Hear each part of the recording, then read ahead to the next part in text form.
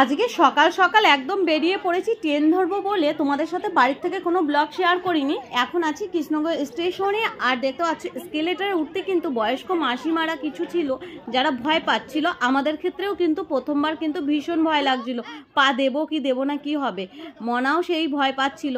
তো যাই হোক, খুব ভালোই হয়েছে, অনেকের ভীষণ সুবিধা হবে। এটা কিন্তু অনেক দিন ধরে কাজ হচ্ছিল, অবশেষে কিন্তু সাকসেস হয়েছে।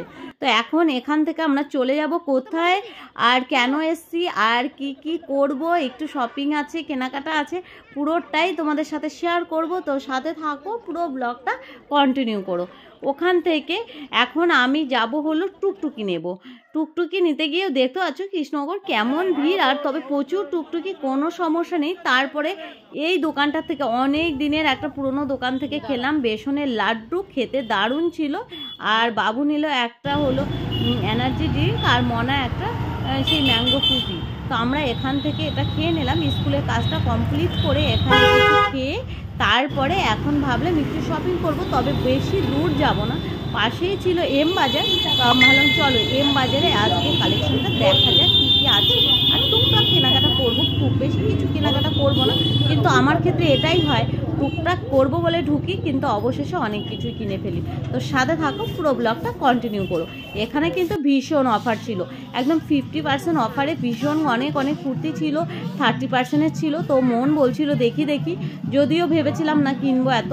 তারপরে দেখো দেখতে বসে গেছি, স্টাইল রুমে নিয়ে চলে এসেছি। আর এই কুর্তিটা কিন্তু কুর্তির সেট পুরো, আর এত কম দামে পেয়ে গেলাম, বাড়ি গিয়ে তোমাদের সাথে শেয়ার করছি।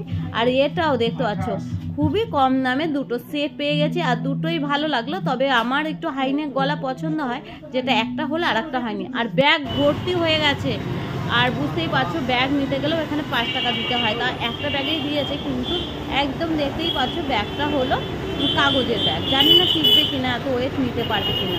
বেবিদের খেলনা আছে, বেবির কেনাকাটা আছে, ছেলের আছে, আমার আছে। তো বাড়ি গিয়ে তোমাদের সাথে শেয়ার করব। এবার ট্রেন করে চলে এলাম, এবার দেখো অবস্থা, পড়ে গেছে জ্যামে। কি করবো বলো, জ্যামে পড়ে গেলে আমি ট্রেনটা পেলামই না। সেই 12টা কত ট্রেন ছিল, ট্রেনটা একদম মিস করে ফেললাম। আর কি খারাপ যে লাগছে, তখন বললাম স্টেশনে গিয়ে বসে কি থাকবো, আর ব্যাগ গেছে। চলে এলাম এই কাকুর দোকানে, আমি এই দাদাকে বললাম ব্যাগ ছিঁড়ে গেছে, একটা ব্যাগ আগে প্রথম দিন, তারপরে টুকটাক কিছু নেব, ছেলের নেওয়ার দরকার ছিল ট্র্যাকস্যুট প্যান্ট, যেটা আমি ওখানে পেলাম না, শপিং মলে পেলামই না। তারপরে চলে এলাম এই দোকানে। এই সব দোকানগুলোতে কিন্তু বেশ তোমার যেটা প্রয়োজন সেটাও পেয়ে যাবে। তারপর এখান থেকে দুটো ব্যাগ অনেকদিন পর এলাম, ব্যাগে এই দাদাই পুড়ে দিল, বললো 5 টাকা নিয়েছে আবার এই ব্যাগ। আমি বললাম কি আর করা যাবে বলো। তারপরে এই ট্র্যাকস্যুট প্যান্ট নিয়েছে, 5 টাকার ব্যাগ। তারপরে আসতেই যাচ্ছিলাম, বেড কভারগুলো এত সুন্দর ছিল, আর লোক সামলাতে পারছিলাম না, আবার দুটো বেড কভার নিয়ে নিলাম, তার সাথে একদম ম্যাচিং করে পিলো কভারও ছিল। ওখান থেকে তারপর পেয়ে গেছে প্রচণ্ড খিদে, এখানে এসে খেতে বসলাম। আমি তো ডাল ভাতই খেলাম, ওরা দুজন 2 পিস চিকেন।